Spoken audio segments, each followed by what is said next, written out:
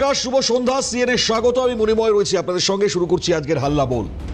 দেখুন, আজকে হাল্লা বলের বিশেষ তাৎপর্য থাকবে, কারণ এই কারণেই তাৎপর্য থাকবে আরো, আমরা তো প্রত্যেকেই দেশবাসী, ভারতবাসী। তো আমরা স্বাধীন ভারতবর্ষে বসবাস করি।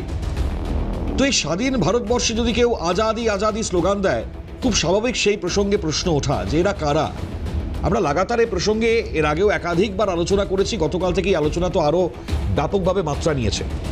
আলোচনাটা শুরু হয়ে গিয়েছে শুক্রবার থেকে, কারণ যে ধরনের আন্দোলন, ছাত্র আন্দোলনের নাম করে যে ধরনের ঘটনা ঘটেছে শহরের বুকে, যে ঘটনা কখনোই কাম্য নয়, প্রত্যেকেই বলছেন, দল মত নির্বিশেষে প্রত্যেকেই বলছেন। এখানে কোনো শাসক বিরোধীর পক্ষ আমি বলছি না। প্রত্যেকেই বলছেন সাংবাদিক পেটানো অন্যায়, প্রত্যেকেই বলছেন পুলিশের গায়ে হাত পড়া অন্যায়, পুলিশকে লক্ষ্য করে এভাবে ইট, পাটকেল, জুতো, জলের বোতল ছুঁড়ে আসবে, এগুলো অন্যায়। আজকের আলোচনাটা আমাদের দেশের ভেতরে যখন আমরা বসবাস করছি, কোনো আন্দোলনের নাম নিয়ে যদি কোনো ভারত বিরোধী বা বিচ্ছিন্নতাবাদী সংগঠন, শক্তি, যাই বলুন না কেন, তারা যদি এই ছদ্মবেশে আমাদের দেশে ঢুকে অরাজকতা সৃষ্টি করে, তাহলে তাদেরকে রেয়াত নয়, ছাড় নয়, যেটা বিজেপি পশ্চিমবাংলায় দাঁড়িয়ে বারবার এ প্রসঙ্গে তাদের বক্তব্য তারা রেখে যাচ্ছেন। গতকালও আপনাদের মনে আছে, শ্রমিক ভট্টাচার্য, রাজ্য বিজেপির সভাপতি, একদম স্পষ্টভাবে ব্যাখ্যা করে দিয়েছেন, যারা এই ধরনের ঘটনা ঘটাবেন, যারা ভারতে থেকে ভারত বিরোধী স্লোগানিং করবেন, তাদের কোনো রেয়াত নয়, ছাড় নয়, হাসপাতালে তাদেরকে যেতে হবে এবং হাসপাতালে ব্যান্ডেজ করিয়ে তারপর যাতে তাদেরকে ফিরিয়ে আনা হয়। মুখ্যমন্ত্রী শুভেন্দু অধিকারী, একমাত্র মুখ্যমন্ত্রী যিনি বিধানসভায় দাঁড়িয়ে স্পষ্টভাবে যে ঘটনা ঘটেছে তার নিন্দা শুধু নয়, যারা এই হামলার পেছনে যুক্ত তাদের বিরুদ্ধে ব্যবস্থা, তাদের মধ্যে যাদের গ্রেপ্তারি হয়েছে তাদের নাম বা প্রসঙ্গ তুলে নিয়ে এসে তিনি স্পষ্টভাবে দিয়েছেন যে এদের মনে রাখতে হবে, রাজ্যে গুন্ডা দমন আইন আছে, এদের 3 পুরুষ মনে রাখবে যে এদের সাথে ট্রিটমেন্ট কি হচ্ছে। আজকে ঠিক এই জায়গাতে একইভাবে বিচরণটা করতে হবে আমাদের প্রত্যেক দেশের মানুষকে। না হলে পরে আজকে যে ছবিটা আমরা দেখলাম, মানে আজকে যে ঘটনার পুনর্নির্মাণ হলো, যে ঘটনা শুক্রবার ঘটে গিয়েছে, সেই ঘটনায় 5 অভিযুক্ত যাদেরকে নিয়ে এসে আজকে ঘটনার পুনর্নির্মাণ করা হয়েছিল, মোট 16 জন অভিযুক্তের মধ্যে, তাদের মধ্যে এক অভিযুক্ত, এই যে এই মুহূর্তে ছবিটা আপনারা দেখতে পাচ্ছেন, ইনি সালমান খান নন, ইনি হচ্ছেন শেখ সালমান। এনাকে সাংবাদিকরা প্রশ্ন করছিলেন, আপনি কি নিট পরীক্ষার্থী নাকি? আপনি পড়াশুনো কতদূর জানেন? 12 পাস করেছেন? সবেতেই নিস্তেজ, কোনো উত্তর দেননি। কিন্তু একটা উত্তর তিনি দিয়েছেন, যে উত্তরটা মারাত্মক। অনেকক্ষণ ধরে প্রশ্ন করবার পর যখন নিজেকে আর ঠিক রাখতে পারেননি, মুখ থেকে বেরিয়ে গেছে, বলেই দিলেন সোজা সাপটা। বলছেন, আমি উস্কানি দিতেই এসেছিলাম। কে এই ব্যক্তি? শেখ সালমান এর নাম। আমাদের মনে থাকবে, মুখ্যমন্ত্রী শুভেন্দু অধিকারী নাম করে করে 5 জনের যারা এই ঘটনার সঙ্গে যুক্ত, সেই নামগুলো তিনি নিয়ে এসেছিলেন। তার মধ্যে আফরোজ ছিল, শেখ সালমানের নাম ছিল না, আফরোজ ছিল। আমি যদি সেই নামগুলো বলি, সেই নামগুলো যথেষ্ট তাৎপর্য রাখে এবং তিনি সেই সময় স্পষ্টত বলে দিয়েছিলেন যে এই যে নামগুলো, এদের বিরুদ্ধে কি কি কি কি ব্যবস্থা হবে। এই 5 কুখ্যাত দুষ্কৃতী যাদেরকে গ্রেপ্তার করা হয়েছে, তাদের বিরুদ্ধে কড়া বার্তা দিয়ে বলেছিলেন, গুন্ডা দমন আইনে এমন ব্যবস্থা নেব যাতে একদিন নয়, গুন্ডাদের 3 পুরুষ মনে রাখে। এই 5 অভিযুক্তকে নিয়ে ঘটনার পুনর্নির্মাণ করার সময় এই ব্যক্তির পরিচয় যতক্ষণে না আসলো, ততক্ষণে আরও একটা বিষয় পরিষ্কার হয়ে গেল, এর পরিবারের একজনের বক্তব্য। এ তো নিট আন্দোলনকারী নন। এটা আমি কেন এতটা স্পষ্ট করে বলছি, কারণ পরিবারের তরফ থেকে বক্তব্য সামনে এসছে। তাহলে কিসের, কোন সংগঠন? এটা খুব মারাত্মক একটা জায়গা। দেশের বিরোধী, বিচ্ছিন্নতাবাদী যে নাম পাচ্ছি আমরা, তা হচ্ছে তৌহিদি জনতা। আমরা এর ইতিহাসও দেখে নিলাম, একটুখানি আপনাদেরকে স্ক্রিনেও দেখাবো। এই তৌহিদি জনতা এমন একটা সংগঠন যাদের বিরুদ্ধে বাংলাদেশে, এরা কোনো রেজিস্টার্ড সংগঠন নয়, এরা না কোনো পার্টি না কিছু, এরা হচ্ছে এমন একটা ব্যানার যে এদের কোনো রকম কোনো কাজ, সেটা হচ্ছে গিয়ে ভাঙচুর করা, আগুন জ্বালিয়ে দেওয়া, বিভিন্ন ধরনের কার্যকলাপ। যেমন ধরুন ওই কনসার্ট হোক, কোনো রকম ফুটবল ম্যাচ হোক নারীদের, কোনো বাউল উৎসব হোক, মাজার হোক, সাংস্কৃতিক যে কোনো ধরনের অনুষ্ঠানের ওপর বাধা দেওয়া, হামলার অভিযোগ রয়েছে।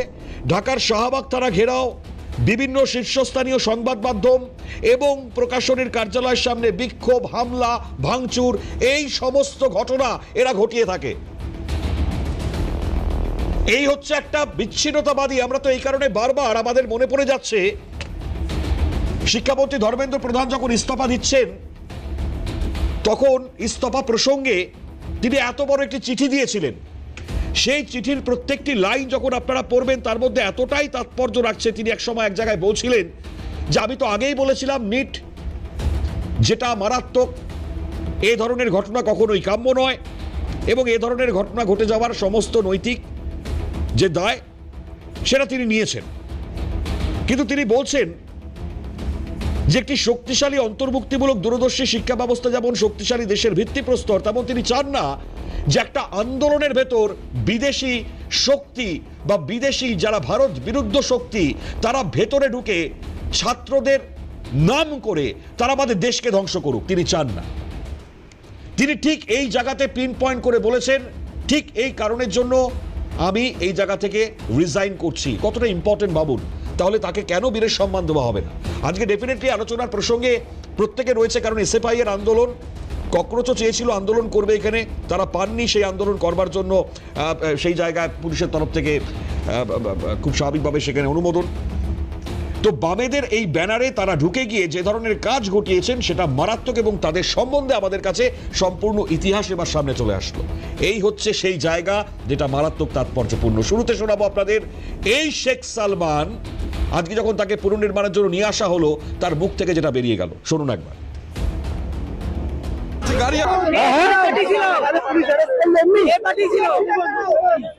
কে পাঠিয়েছিল, কি জন্য আপনাকে নিটকে দিচ্ছে?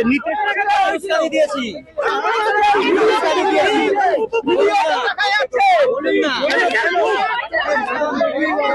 আপনি কেন এসেছিলেন, কি জন্য এসেছেন? আপনি কি জন্য এসেছেন বলুন? প্রশ্নের উত্তর দিন। আপনি উত্তর দিন না। আপনারা কেন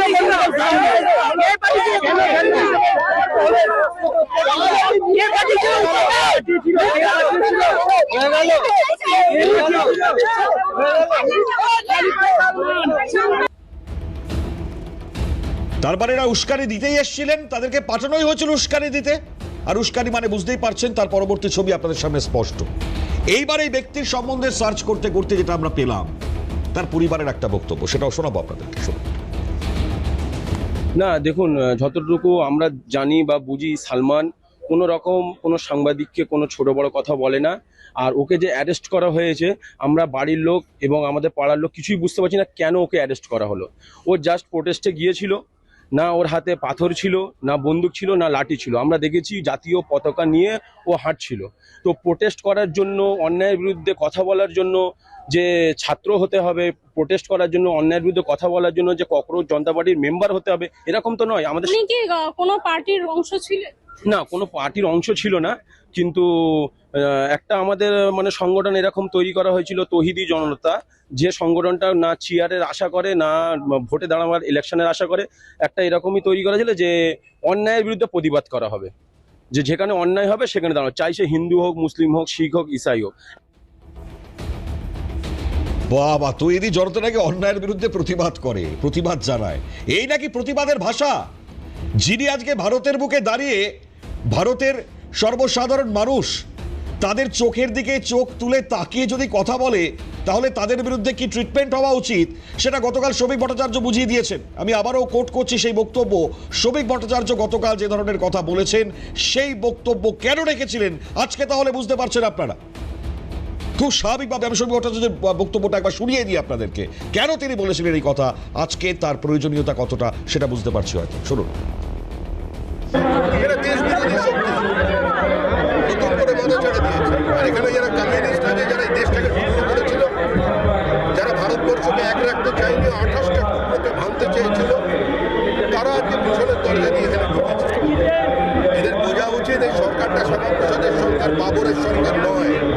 আমরা পুলিশকে বলছি আইনের পথে চলবে, কিন্তু ভারতের টুকরে হবে কাশ্মীর মাঝে আজাদ এই কথা বলে কেউ শরীরে বাড়ি ফেলা ফিরে যেতে পারে, তার জন্য অন্তত একটা সরকারি হসপিটালে এমার্জেন্সি যেতে হবে। খুব মার মারবে পুলিশ, এরপরে মানুষ পেটাবে।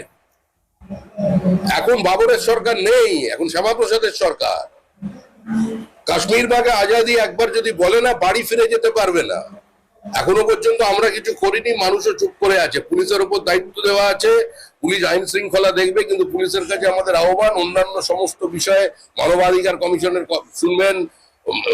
গুলি টুলি চালাতে হলে আকাশে চালাবেন, বুকের দিকে চালাবেন না, এত হৃদয়ের সঙ্গে যোগাযোগ স্থাপন করবেন না, ট্রিগার হ্যাপি হয়ে যাবেন না, এগুলো তো ঠিক আছে। কিন্তু দেশ ভারতের টুকরে হোঙ্গে বললে মোটামুটি যেন দু টুকরো হাড় নিয়ে অন্তত কোনো হসপিটাল হয়ে প্লাস্টার টাস্টার করিয়ে তারপর বাড়ি যেতে পারে, সে ব্যবস্থা করবেন, নাহলে খুব মার খাবে বলছি, এরপরে আমরা পেটাবো। একদিকে বিচ্ছিন্নতাবাদী শক্তি আর বিচ্ছিন্নতাবাদীর যদি কেউ থেকে থাকে তাহলে এদের বিরুদ্ধে এই ট্রিটমেন্টই হবে, একদম স্পষ্ট বার্তার সেই জায়গা। আজ বুঝতে পারছেন। উপস্থিত প্যানেলিস্টদের সঙ্গে পরিচয় করার আলোচনা আমরা কন্টিনিউ রাখবো। আমাদের সঙ্গে রয়েছেন বিজেপি মুখপাত্র শ্যাম প্রসাদ, শ্যামদাকে স্বাগত। আমাদের সঙ্গে রয়েছেন তৃণমূল কংগ্রেস মুখপাত্র প্রদীপ্ত মুখার্জি, প্রদীপ্তদাকে স্বাগত। রয়েছেন সুজিত পটোয়ারি, কংগ্রেস মুখপাত্র, সুজিতদাকে স্বাগত। আর দূরাবাস থেকে রয়েছেন শুভজিৎ সরকার, সিপিএম নেতা। শুভজিৎ, স্বাগত আপনাকে। আমি খুব স্বাভাবিক আমি শুভজিৎকে দিয়ে একটু শুরু করবার চেষ্টা করি, কারণ শুভজিৎ, আপনাদেরই সেই এসএফআই এর আন্দোলন যেখান থেকে এদের গ্রেপ্তারিটা সামনে এসছে এবং আপনি শুনতে পেলেন উস্কানি দিতেই এরা এসেছিলেন। যাদেরকে গ্রেপ্তার করা হয়েছে তার মধ্যে এই শেখ সালমান, এবং সে যেটার সঙ্গে যুক্ত তা হচ্ছে এই তৌহিদি জনতা। এরা যে বিচ্ছিন্নতাবাদী শক্তি, এটা তো প্রমাণ হয়ে গেল। আর আপনাদের এসএফআই এর এই আন্দোলনে ঢুকলো কিভাবে? দেখুন, প্রথম কথা হচ্ছে যে আমি তো ধরে উঠেছি, এবার আমি যখন কথা বলবো আশা করবো বাকিরা এখানে রয়েছেন তারা কথা বলবেন না, কারণ খারাপ দেখাবে সেটা। ঠিক ঠিক। দেখুন, খুব ভালো কথা। এখন আপনারা এই কথাগুলো বললেন, অনেক কিছু তুলে ধরলেন। আপনাদের উপস্থাপনা নিয়ে আমার কথা নেই, কিন্তু উপস্থাপনার যে কায়দা, সে কায়দায় পুরো প্রমাণিত হচ্ছে যে আপনারা কোন রাজনীতি দ্বারা এবং কাদের দ্বারা নিয়ন্ত্রিত হচ্ছে। আমার বলতে খুব খারাপ লাগছে, কিন্তু এটা বলতে বাধ্য হচ্ছে। দুই, দেখুন, এই যে আন্দোলনের কথা আপনারা বলছেন, এটি সাধারণভাবে শারীরিকভাবে সকলের আন্দোলন। ঠিকই আমরা ডাক দিয়েছিলাম, বামপন্থী ছাত্র যুবরা আমরা এই আন্দোলনে ডাক দিয়েছিলাম, কিন্তু আমরা ডাক দিয়েছি মানে আমরা একা যাবো, বাকিরা যাবে না, তো হতে পারে না। তাহলে কি ধর্ষণের বিরুদ্ধে মিছিল হলে যারা ধর্ষিত হবে তারাই যেতে পারবে, বাকি যেতে পারবেন? অবান্তর কথা বলছেন আপনারা, অযৌক্তিক কথা বলছেন। এই আন্দোলনে যে কোনো মানুষ যারা ধর্মেন্দ্র প্রধানের পদত্যাগ চান তারা আসতে পারতেন। এই আন্দোলনে যারা আমাদের ভারতবর্ষের শিক্ষা ব্যবস্থা সংস্কার চান তারা আসতে পারতেন। এই আন্দোলনে যারা আমাদের দেশের ছাত্রদের উপর লাঠি চালানোর বিরুদ্ধে যারা তারা আসতে পারতেন, এবং অনেকে এসছেন। অনেকে যারা বিজেপিকে গতবার নির্বাচনে ভোট দিয়েছেন কিন্তু এখন বুঝতে পারছেন যে ঘাড় কেটে কুমির ডেকেছে, তারাও এসছেন এই আন্দোলনের মিছিলে। তাহলে এসএফআই কি বিচ্ছিন্নতাবাদী শক্তি? তাদেরকে কি অনুরোধ করেছিলেন? জানি আপনি কি কথা বলবেন, আপনি বিচ্ছিন্নতাবাদের কথা বলবেন, আমি জানি। না, আমি বলবো না, এটা তো প্রমাণ আপনার সামনে তুলে দিলাম। তাহলে আপনাকে তো এবার বিচ্ছিন্নতাবাদের যদি শক্তির কথা বলতে হয়, তাহলে আপনাকে বলতে হয় ভারতবর্ষের সব থেকে বড় বিচ্ছিন্নতাবাদী শক্তির নাম তো আমাকে নিতে হয়। তাহলে সেই সংগঠনের নেতারা যখন দেশের প্রধানমন্ত্রী, দেশের মুখ্যমন্ত্রী, রাজ্যের মুখ্যমন্ত্রী, দেশের অন্য কিছু হয়ে যায়, তাহলে সেখানে বলুন, তাহলে বলুন যে সেই সংগঠনের রেজিস্ট্রেশন নেই কেন এখন অব্দি। আমি এই তর্কে যাবো না, আমি অন্য কথা বলবো। দেখুন, এখন এইখানে আপনি যাদের কথা বলছেন, এই আন্দোলনে অনেক ধরনের ঘটনা ঘটেছে, ঠিকই তো, অপ্রত্যাশিত ঘটনা। এবং আমি তো যে মাখন পাল, যিনি একটি নির্দিষ্ট সংবাদ মাধ্যমের রিপোর্ট মানে ক্যামেরা পার্সন, আমি সেই সংবাদ মাধ্যমের নাম নিচ্ছি না, সেই সংবাদ মাধ্যমের যিনি ক্যামেরা পার্সন যিনি যেন আক্রান্ত হন, আমার মনে আছে সেটা হচ্ছে সন্ধ্যেবেলার দিকে হচ্ছিল, এবং সে সময় আমার উনি লাইভ স্ট্রিমিং এর বাইট নিচ্ছিলেন। অন্য একজন সাংবাদিক ছিলেন, তিনি বাইকটা সংগ্রহ করছিলেন। তখন নির্দিষ্টভাবে কিছু লোক তারা জড়ো হয়। তারা জড়ো হয়ে কি করে, আমার যে ইন্টারভিউ চলছিল, ইন্টারভিউতে তারা জলের বোতল থেকে শুরু করে একাধিক বিভিন্ন ধরনের জিনিসপত্র ছুটতে থাকে। আমাদের ভলেন্টিয়াররা যারা বামপন্থী ছাত্রদের পক্ষ থেকে ভলেন্টিয়ার ছিলেন, সেই ভলেন্টিয়াররা তারা সেটাকে বাধা দেওয়ার চেষ্টা করে, আটকানোর চেষ্টা করে, আটকানো যায়নি। আমি স্পেসিফিক ভাবে বলছি, যারা এই ধরনের ঘটনা ঘটিয়েছে তাদের বিরুদ্ধে ব্যবস্থা হোক, কিন্তু সেটার নাম করে আপনি খুঁজে খুঁজে নাম দেখবেন, পদবি দেখবেন, তার অন্য কিছু দেখবেন, দেখে আপনারা দেখছেন, বার করছেন। শুভজিৎ, আমি প্রশ্ন করেছিলাম যে আপনাদের এই মিছিলে এরা কি করে প্রবেশ করলো। এক, এরা যে সংগঠন বা যার সঙ্গে এরা থাকে তার নাম আমি জানালাম তৌহিদি জনতা, এবং এদের স্পেসিফিক কি কাজ সেটাও আমি আপনার সামনে তুলে ধরলাম।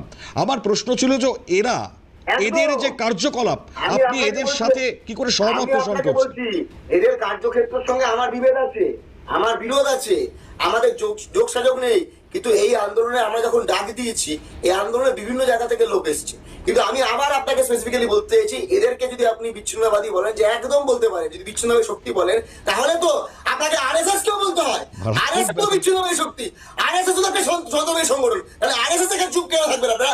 সরকারটা বিজেপি, আমি বুঝলাম, শ্যামদার কাছে আসি। ঠিক আছে, আপনার উত্তর নেব, শ্যামদার থেকে নেব, অবশ্যই নেব।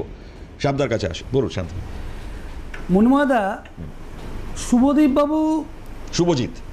বাবু হ্যাঁ। খুব ভালোভাবেই তিনি দায়টাকে এড়িয়ে যাওয়ার চেষ্টা করছেন, এবং দেশবিরোধী শক্তিরাও যারা বলবে যে ভারত তেরে টুকরে হোঙ্গে ইনশাআল্লাহ ইনশাআল্লাহ, তারাও আসতে পারবে। আজাদি আজাদি স্লোগান যারা দেবে তারাও আসতে পারবে।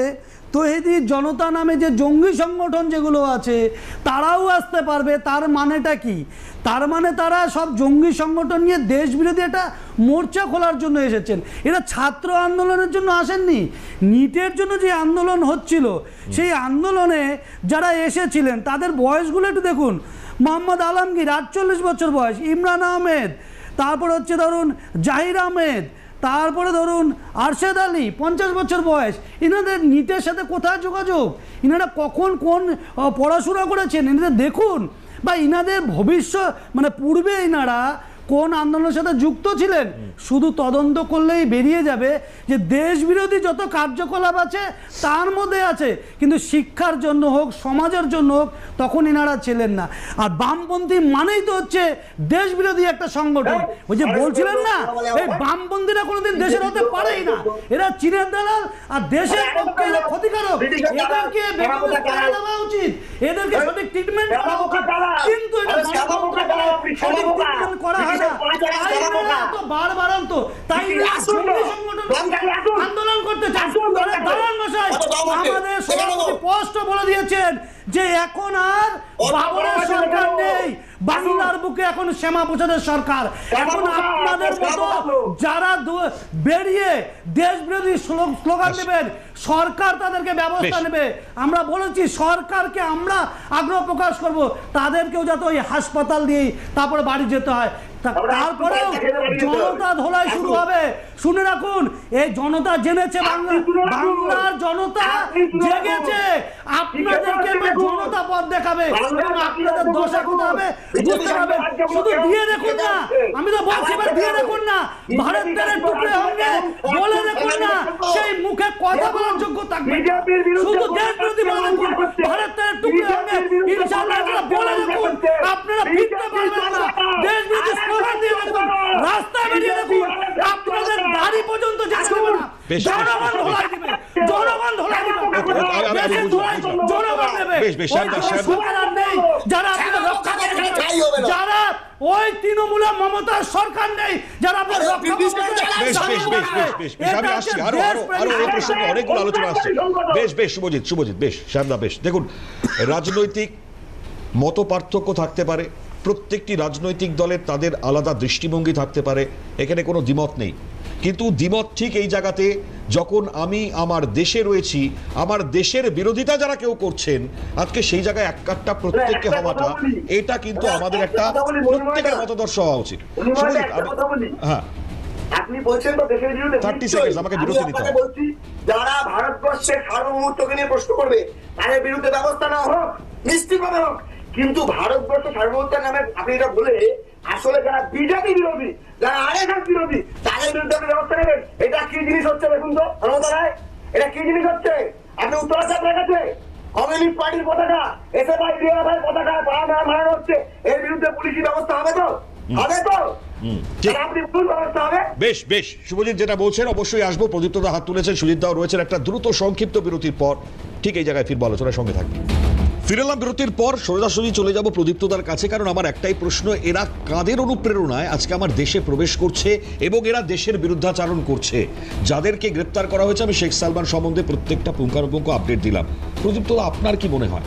আমি সব কিছু ছেড়ে দিলাম, কিন্তু আমার দেশের বিরুদ্ধে যখন কাজ হবে, দেশের বিরুদ্ধাচারণ হবে, তখন তো মারাত্মক সেই জায়গায় পদক্ষেপ নেওয়া উচিত। 100% দেশের বিরুদ্ধে যে পদক্ষেপ করবে তার বিরুদ্ধে 100% পদক্ষেপ নেওয়া হবে। এ ব্যাপারে কে বাবরের সরকার, কে অমুক সরকার তমুক সরকার দেখার দরকার নেই। ফলে এই যে 16 জনের গ্রেপ্তার হচ্ছে তার মধ্যে যেমন দীপক ভৌমিকও আছে যার নাম বিকি, তেমন অন্যান্যরাও আছে। ফলে শুক্রবারই বলে আমাদের মা সন্তোষীকে অপমান করার কোনো আলাদা করে দরকার নেই, কারণ আমরা শুক্রবারে মা সন্তোষীর পুজো করি, উপোস করি। ফলে শুক্রবারই আমরাও নিজেরা অন্যভাবে। আবার একই সঙ্গে আমি খুব ধন্যবাদ দেব ভারত সরকারকে, জ্যোতি মালহোত্রাকে গ্রেপ্তার করেছে। জ্যোতি মালহোত্রা ইম্পর্টেন্ট ইনফরমেশন, হরিয়ানার ভদ্রমহিলা, ওই ইম্পর্টেন্ট ইনফরমেশন বিদেশে সাপ্লাই করছিল, জ্যোতি মালহোত্রাকে গ্রেপ্তার করেছে। দেবেন্দ্র নারায়ণ শর্মা, ইন্ডিয়ান এয়ারফোর্সের সার্জেন্ট, 2022 সালে তাকে গ্রেপ্তার করেছে কেন্দ্র সরকার, ধন্যবাদ। Vishal Yadav, upper division clerk, operation Sindoor, তার আগে পেহেলগাঁওয়ের তথ্য সাপ্লাই করেছে, এই বিশাল যাদবকে গ্রেপ্তার করেছে কেন্দ্র সরকার। সত্যেন্দ্র সিনভাল, তিনি ইন্ডিয়ান এমবাসি এমপ্লয়ি, মস্কোতে 2024 সালে ইনফরমেশন বিক্রি করছিল টাকার বিনিময়ে, সেই সত্যেন্দ্র সিনভালকে গ্রেপ্তার করেছে।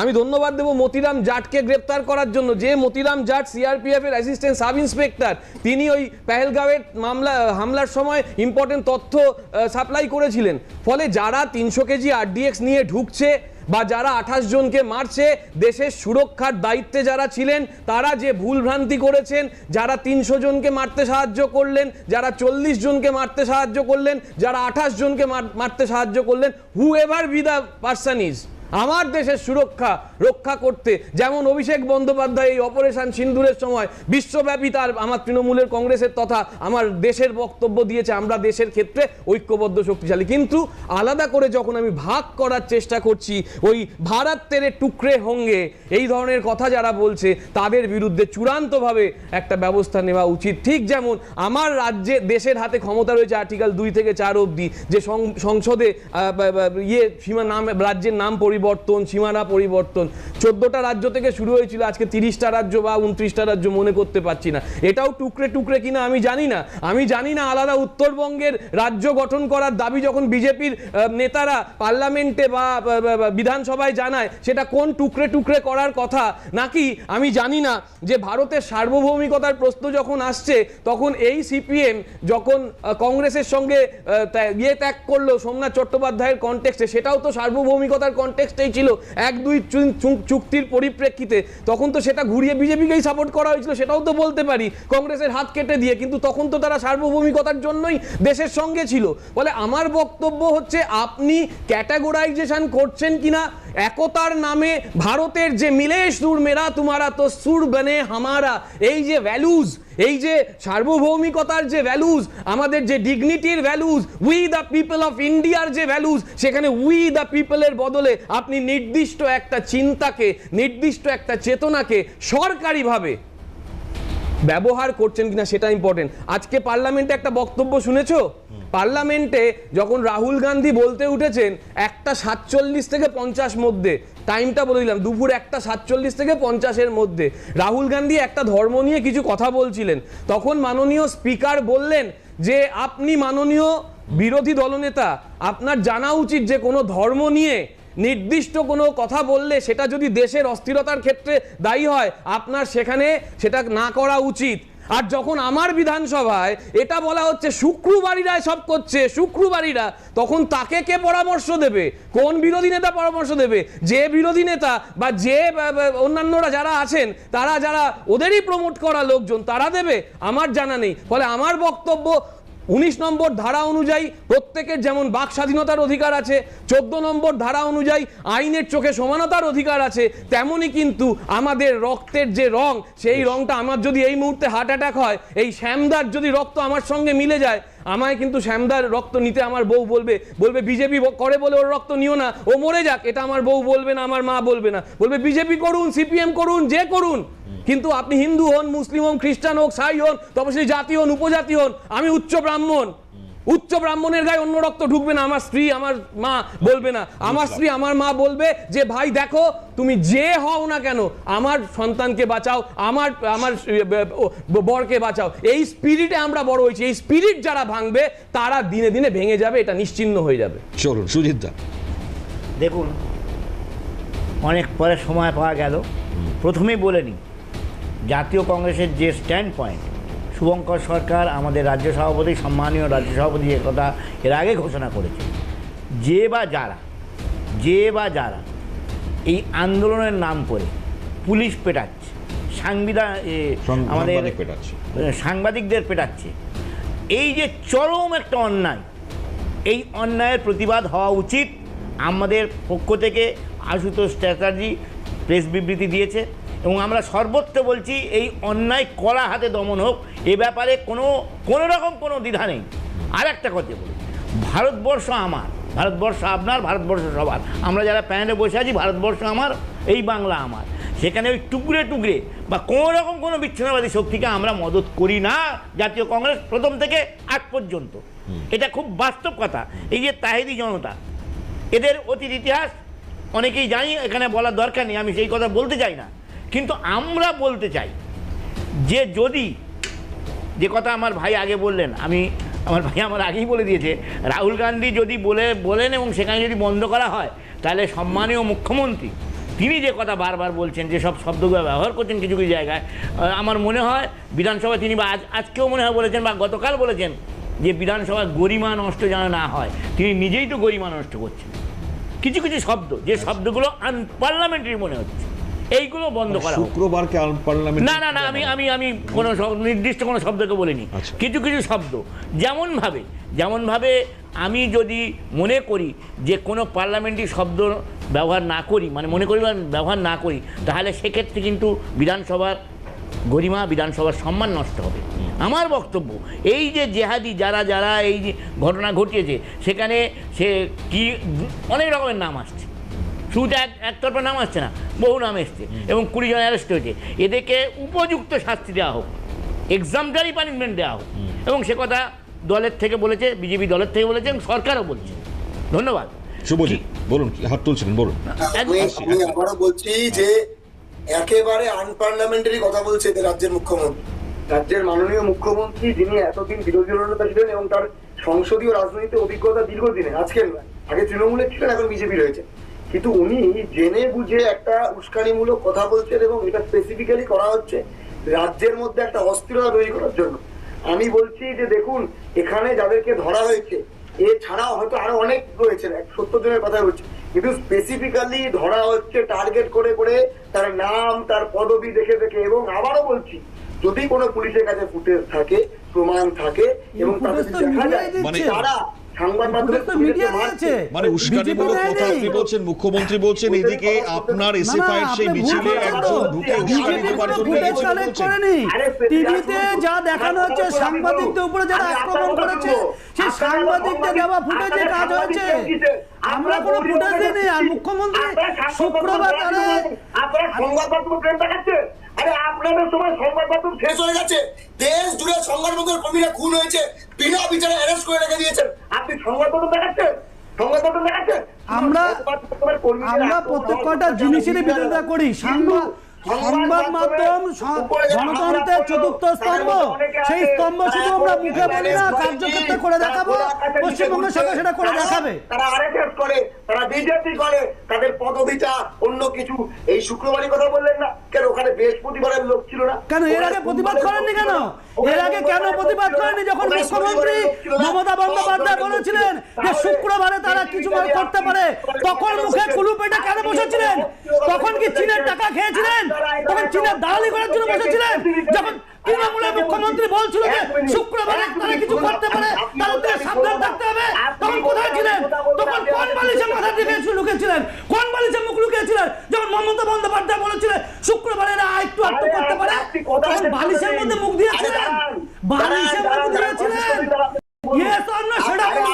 তখন কোথায় ছিলেন আপনারা? আসলে বুঝতে হবে, শুক্রবারে বললে গা জ্বালা ধরছে, কারণ সরকার ব্যবস্থা নিচ্ছে, সরকার ব্যবস্থা নেবে।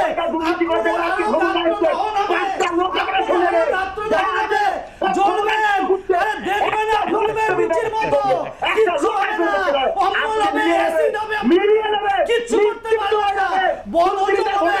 এই সরকারের প্রত্যেকটা কার্যক্রম আপনাদের বদহজম হবে, কারণ আপনারা এই দেশের নয়, এই দেশের কোনো কিছু জলবায়ু আপনাদের হজম হবে না। আগামী দিনে আপনাদের দেশের কিছুই হজম হবে না। দেশ তো এই কারবার করবে, এই দেশের আপনারা রাখুন, এই দেশ দইতে কাজ যা করবেন কোনো কিছু হজম হবে না। সরকার পরিবর্তন হয়েছে, মানতে শিখুন, শুধরে যান তো জনগণ শুধরে দেবে। এতদিন যা করেছেন করেছেন, এখনো সময় আছে শুধরে যান, এখনো সময় আছে শুধরে যান।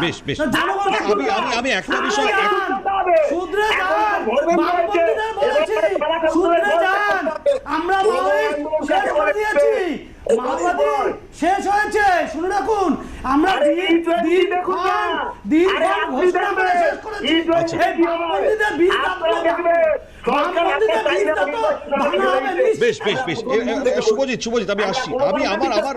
আমার প্রশ্ন হচ্ছে বিচ্ছিন্নতাবাদী শক্তি নিয়েছিল। আমি কিন্তু আবারও সেই জায়গাতে আমি যদি আসি, আমি আবারও বলছি যে আমি যদি তৌহিদি জনতার আমি আরো একবার স্ক্রিনে যদি দেখাই এদের কার্যকলাপটা কি, এরা অ্যাকচুয়ালি কি করে। তৌহিদি জনতা, আমি আপনাকে বলি, আপনি তো সালমানকে নিয়ে প্রশ্ন করেছেন। সালমান বলে যে ছেলেটিকে অ্যারেস্ট করা হয়েছে, আপনি তাকে নিয়ে প্রশ্ন করেছেন। আমি যদি ভুল না হয়, শুধু আপনার সংবেদন, আপনার প্রতিবেদন দেখছিলাম। তাহলে যদি সালমানের বিরুদ্ধে প্রমাণ পাওয়া যায় যে সালমান পুলিশকে হেনস্থা করেছে বা সালমান মিডিয়াকে হেনস্থা করেছে, নিশ্চিতভাবে সালমানের বিরুদ্ধে বড় ব্যবস্থা নেওয়া হবে। আর এটা নিয়ে কি ব্যবস্থা হবে না? আপনাদের এই এসএফআই এর মিছিলে সালমান কি করে প্রবেশ করলো? আপনি উত্তর দিন না।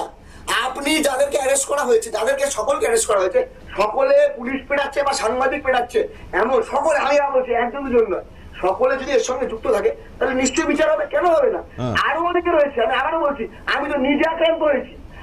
আমি যে মিথ্যা কথা বলি, আপনার সংবাদ মাধ্যমের লোককে জিজ্ঞেস করবেন। মাখন পাল, যিনি হাসপাতালে ছিলেন, জিজ্ঞেস করবেন না। আরো একাধিক সাংবাদিক ছিল। আমি তো নিজে আহত হয়েছি, আক্রান্ত হয়েছি এই মবে।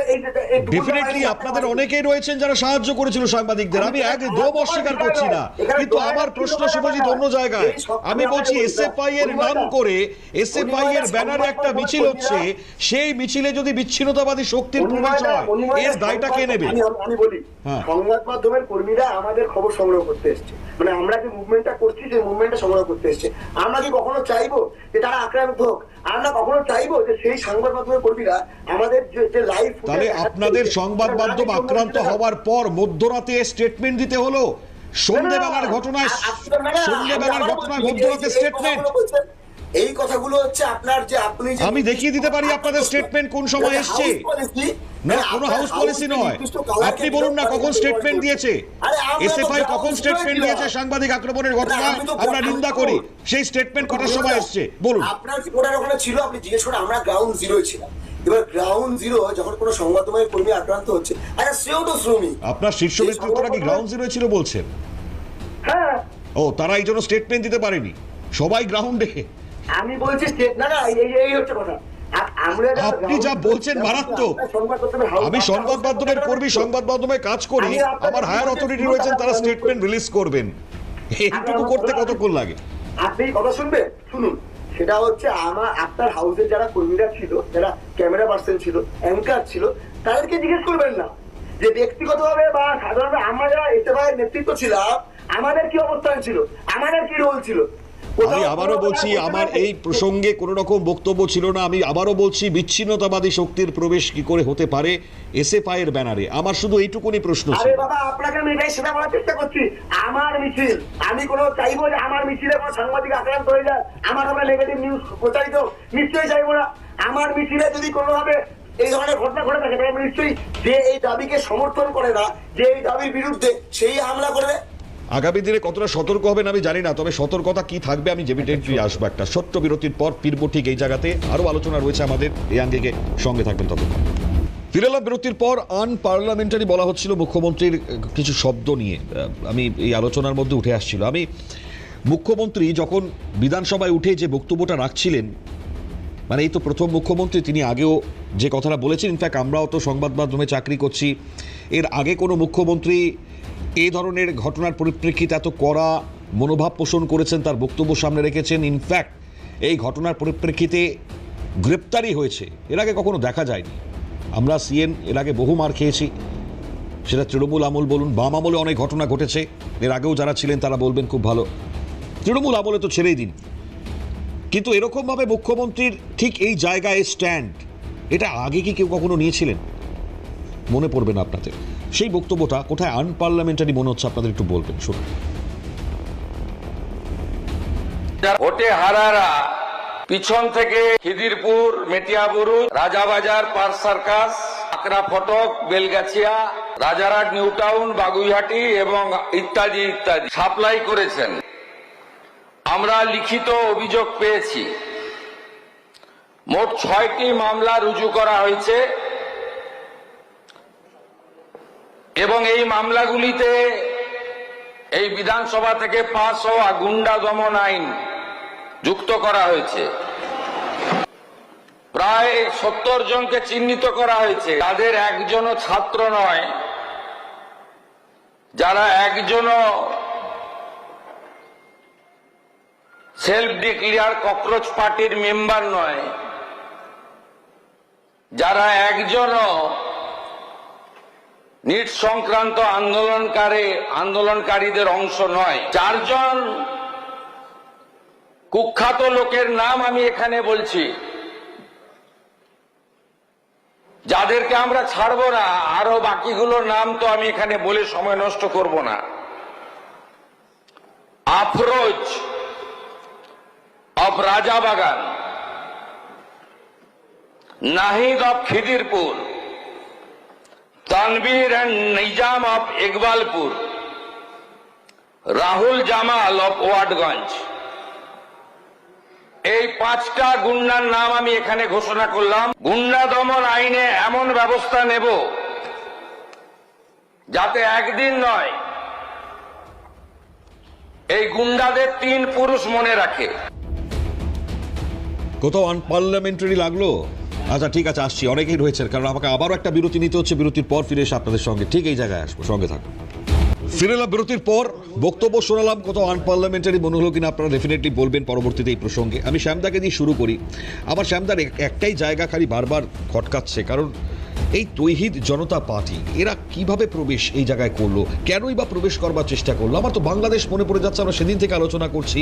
নেপাল মনে পড়ে যাচ্ছে, যে একটা ছাত্র আন্দোলনের নাম করে বারবার তার একটা প্রচেষ্টা, হয়তো আমাদের এই ভারতবর্ষের মধ্যেও তার একটা বীজ বপন করবার তারা চেষ্টা করছে। মনিমাদা, একবারেই যখন বাংলাদেশের ছাত্র আন্দোলনের নামে যে আন্দোলন শুরু হয়েছিল, দেখবেন তার জন্য কিন্তু একটা পশ্চিমবঙ্গের বুকে একটা আন্দোলন হয়েছিল, যে বাংলাদেশে একটা ছাত্র আন্দোলন হচ্ছে, তাকে সমর্থন জানিয়ে এখান থেকে অনেক পোস্ট অনেক কিছু করা হয়েছিল। কারা করেছিল সেটাও আপনার দেখলে বুঝতে পারবেন, যাদের এখন গায়ে জ্বলছে তাদের অনেকেই তারা সমর্থন করে বলছে ওটা বাংলাদেশ ছাত্র আন্দোলন।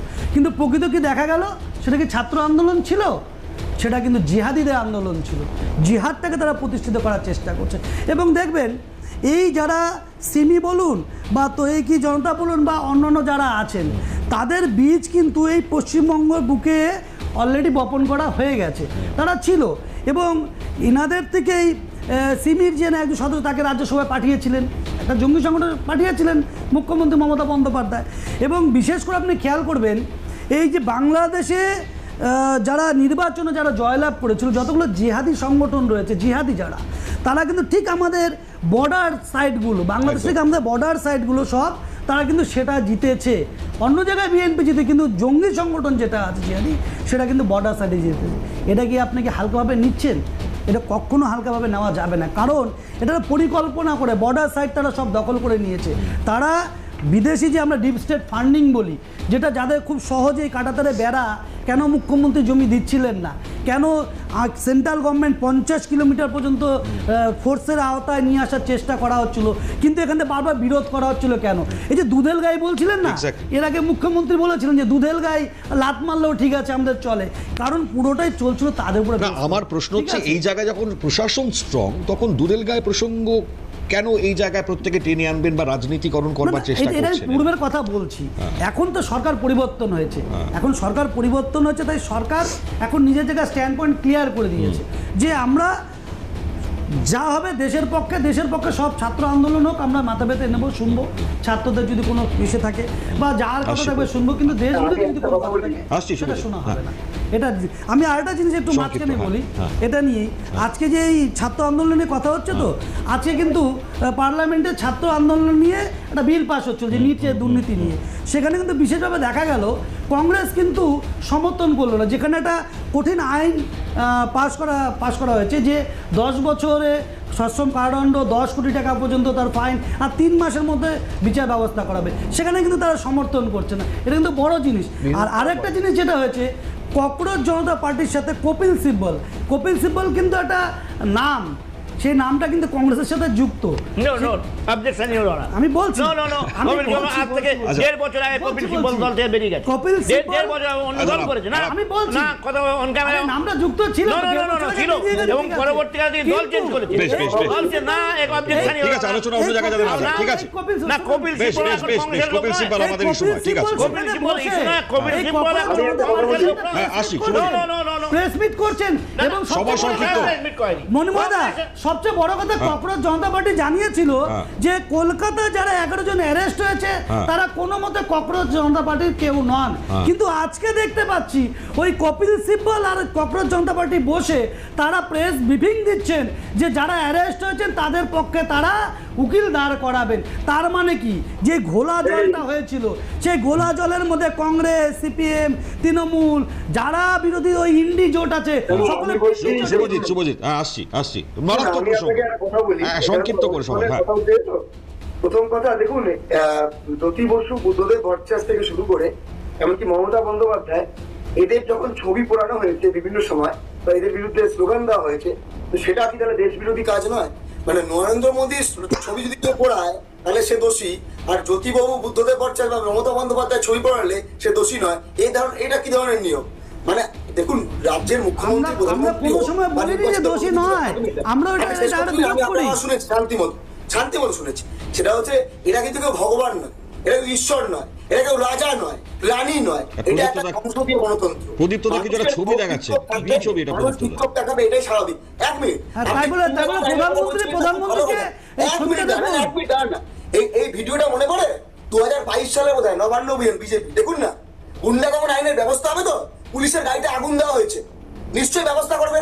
দেখুন, আপনারা ফুটেজ দেখে দিন, আপনারা যদি ক্যামেরা বের করে রাখেন 2022 আমি ব্যবস্থা বলছি। আমি বলি আপনাকে যদি আইন ঠিক করতে হয়, আপনাকে বুঝতে হবে ভারতবর্ষের স্বাধীনতা আন্দোলনে যারা আমাদের ভারতের স্বাধীনতা মানেন, আগে ভারতের স্বাধীনতা মানেন, এটা বলে দিন, আগে তারপর বলুন স্বাধীনতা মানেন। আপনারা বলবেন হবে না, তাদেরকে যদি অপমান করে থাকে, ভারতবর্ষের সার্বভৌমত্বকে যদি অপমান করে থাকে, তার বিরুদ্ধে কঠোর ব্যবস্থা হোক। কিন্তু ভারতবর্ষের রাষ্ট্র ক্ষমতায় বসে আছে বলে তার বিরুদ্ধে 5টা কথা বলা যাবে না। ঠিক আছে, ওকে। আমার একটাই প্রসঙ্গ, এদেরকে চাটি মেরে কেন বের করে দেওয়া হলো না? যারা ভারত বিরোধী শক্তি এখানে ঢুকেছিল এবং তারা এখানে এই ধরনের নোংরামো করে গেল, তাদেরকে এসএফআই এর মিছিল থেকে কেন চাটি মেরে বার করে দিল? আমার এটা প্রসঙ্গ। সুজিত আসছি। বেশ বেশ, আমি সংক্ষিপ্ত সময় সংক্ষিপ্ত। ভাই শুভজিৎ, এবারে একটু বলতে হবে। ঠিক আছে, ঠিক আছে। আপনার নোংরামি দেখতে পান না, যখন রাজস্থান থেকে বলা হয় যে বিদেশ থেকে লোক নিয়ে এসছে, বিদেশি নি, আপনার নোংরা বলতে পান না, তখন আপনার নোংরা চলে করে না, খালি বিজেপি চলে করে, এটা বিজেপি চলে যদি কেউ আসে তাকে এইটা একদম পাওয়ার চশমা, আমি না করে কিছু দেখতে পাচ্ছি না। এইটা বললে সেই আপনাদের একই ফরমেশন, আপনারা সেই ফরম্যাটেই কথা বলেন। প্লিজ, আমি শুভজিৎ এখানে বলতে বাধ্য হচ্ছি আবারও, আপনাদের মিছিল, আপনাদের এসএফআই এর মিছিল, সেখান থেকে এই ধরনের তৌহিদি জনতারা ঢোকেই করে আপনারা কি করছিলেন? বলি কিসের চশমা পরে বসছিলেন? আমি আবারও সেই প্রশ্ন করছি, বিচ্ছিন্নতাবাদী শক্তির চশমা কি আপনাদের চোখে? বিচ্ছিন্নতাবাদী শক্তির চশমা কি আপনাদের চোখে? আপনারা শুধু সেটাই দেখেন। ভাই এবার একটু শুভজিৎ, থ্যাংক ইউ। মানে শুভজিৎ একটা পয়েন্ট দারুণ ধরিয়ে দিল, এই যে 2022-এর কথাও বলছে, তোমাদের মনে আছে আমি বারবার বলছি, যে কোনো মিছিলে ভারত বিরোধী শক্তি যদি ঢুকে থাকে তাদের চূড়ান্ত সাজা দেওয়া উচিত। 3 পুরুষ কেন, আমাদের প্রচলন আছে 7 পুরুষ, 7 পুরুষ মনে রাখুক, তাতেও আমি সহমত পোষণ করব। কিন্তু সেই 7 পুরুষের মধ্যে এই দাদা যেখানে উত্তরবঙ্গ থেকে এসেছেন, উত্তরবঙ্গের একজন কাউন্সিলরের ছেলে, সে যখন ওই 2024 সালে ছাত্র সমাজ আর বিজেপি আন্দোলনে পুলিশকে মেরে মেরে পাট করে দিল এবং সেই পুলিশের হাসপাতালে যেতে হলো, অভিষেক বন্দ্যোপাধ্যায় একটা কথা বলেছিলেন, সেটা নিয়ে চূড়ান্ত আলোচনা আমরা খারাপভাবে করলাম, সেইটা আমরা কেউ মনে রাখতে পারছি না। পুলিশের গাড়ি ভেঙে দেয়া হলো, সেটা মনে রাখতে পারছি না। আজকে যখন ওই কালী ঠাকুরকে নিয়ে যাওয়া হয়েছিল বলে যখন যে পুলিশকে এখন সাসপেন্ড করা হলো সেই পুলিশের সাসপেনশনটাকে আমি মান্যতা দেব, কিন্তু যে পুলিশকে মারা হলো আর যারা মারলো, যে বিজেপি মারলো, তার বিরুদ্ধে কোনো ব্যবস্থা হবে না। তাই তো আমি আবার ছোট করে দিচ্ছি, যে লোকটি কুণাল ঘোষকে ডিম মারলো সে শুভেন্দু অধিকারী মুখ্যমন্ত্রী মহাশয়কে মালা পরাতে পারছে, কানে কানে বলে বলে হাসতে পারছে, তার বিরুদ্ধে ব্যবস্থা হবে না। তাই তো কুণালদা ভিডিও বলে দিয়েছে, বারবার বলছে যে আমাদের দাদা আমি আপনার সময় বলিনি দাদা, প্লিজ দাদা এই ভিডিওটা দেখান। এই ঠিক বলেছেন, ঠিক বলে আমরা এখন সরকার নিয়ে একটু শুনুন।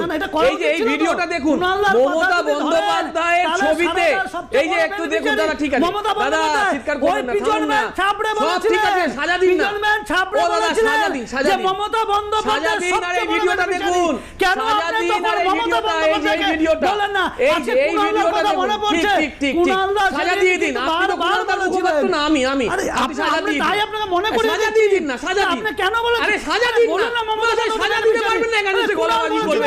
আগে সাজা দিন, আমি শেষ কথা বলবো। এই যে মমতা বন্দ্যোপাধ্যায়ের ছবি জ্বালিয়ে সিগারেট ধরাচ্ছে, এর বিরুদ্ধে অভিযোগ নেবেন শ্যামদা? এর বিরুদ্ধে অভিযোগ নেবেন? বলে দিন। লাস্ট কথা বলছে ইন্ডিয়া, এই যে সিপিএম নাকি চীনের দালাল, সিপিএম নাকি চীনের দালাল।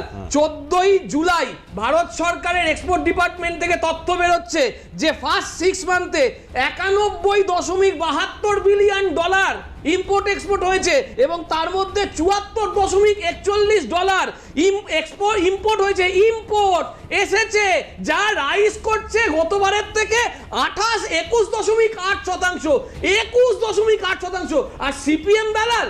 আর যখন ওই দলুনি করে সিং জিনপিং এর সঙ্গে তুমি আমার সব থেকে ভালো বন্ধু 2025 সালে বলতে পারছে, তখন আর বলছে না। যখন এখানে বিজেপির এমপিরা, বিধায়করা চীনে গিয়ে বিশেষ প্রশিক্ষণ নিচ্ছে 2024-25-এ, তখন বলতে পারছে না কে কার দালাল। 2025 সালে 150 বিলিয়ন ডলার ইম্পোর্ট এক্সপোর্ট হয়েছে, সেটা ভারত সরকার করেছে। কেন বলে সেটাও আপনাকে বুঝতে হবে।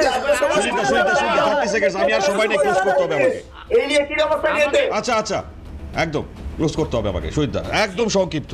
বামপন্থীরা চীনের দালাল অনেক আগে থেকে বলা হচ্ছে, এরা জ্যোতিবাবু একে আমাদের নেতাজিকে অনেক বাজে কথা বলে চলেছে, কিন্তু দুঃখের বিষয় বিজেপি বন্ধুকে বলি, শ্যামাপ্রসাদ মুখার্জি কংগ্রেস করেনি এবং শ্যামাপ্রসাদ মুখার্জি দালালদি করেছে ইংরেজদের, সেটা একবার স্বীকার করুক যে ইংরেজদের দালালি করে শ্যামাপ্রসাদ মুখার্জি। শুধু তাই নয়, হ্যাঁ কোনো ইতিহাস জানা নেই, দুটো ছাত্র ইউনিয়ন বলে সাসপেন্ড করেছে, ইতিহাস বলছে, এবং ইতিহাসে কথাও বলছে যে কংগ্রেস করেনি, আমি জেলবন্দি হব না, আমি সমস্ত তথ্য কংগ্রেসের সময়ের ইতিহাসে অনেক ভুলভ্রান্তিও আছে, আমি প্রমাণ করে দেবো, আমি প্রমাণ করতে পারি। ডায়েরিটা তো ভুল না, ডায়েরিটা পড়েছে তারা সত্যটা জানে, জানতে হবে তো যে তিনি কংগ্রেসের নেতা হতে পারবেন না, এবং তিনি দালালদি করেছে কার? ইউনিয়ন জ্যাকে। ওকে চলো, এটাও তো মনে রাখতে হবে, আমাদের এটা ইতিহাস। ওকে চলুন, আমার আর সময় নেই, ইতিহাস নিয়ে অনেকগুলো বিষয় ঠিক আছে। Press of Indian struggle, Indian struggle, এটাও শ্যামাপ্রসাদ আর সময় নেই, আমাকে শেষ করতে হচ্ছে, আমি সরি। 42-এর আন্দোলনের বিরোধিতা করেছি। 10 সেকেন্ড বলুন।